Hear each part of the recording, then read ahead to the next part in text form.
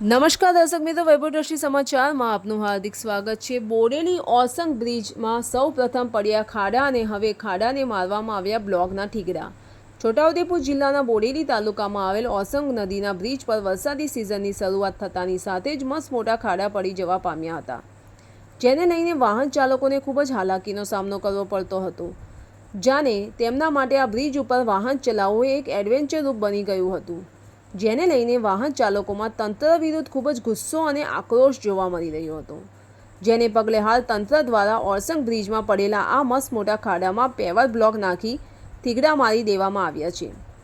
જનતા અને વાહન ચાલકો દ્વારા આ બ્રિજની સમારકામની માંગ હતી, ના કે ઠીકડા મારવાની। હાલમાં અહીં તંત્ર દ્વારા મસ્ત મોટા ખાડાઓમાં પેવર બ્લોક છૂટા બાજુમાં ગોઠવી દેવામાં આવ્યા છે અને આસપાસ કપચીનો ભૂકો પાથરી દેવામાં આવ્યો છે। પેવર બ્લોકના ફિટિંગ માટે સિમેન્ટ કે કોઈપણ પ્રકારનો ઉપયોગ કરવામાં આવ્યો નથી।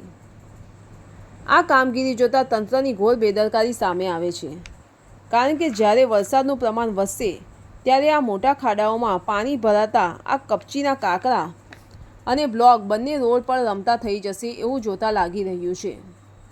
મોટા વાહન ચાલકોના ટાયરની નીચે આવતા આ બ્લોકના પથ્થરો ઉછળીને આજુબાજુના નાના વાહન ચાલકોને બાઇક ચાલકોને ઈજા તથા નુકસાન પણ પહોંચાડી શકે છે, જેને કારણે હાલ વાહન ચાલકોમાં વાહનનો અકસ્માત તથા જાનહાનિ જેવી દુર્ઘટના બની શકે એવી ભયની લાગણી સતાવી રહી છે। ધન્યવાદ।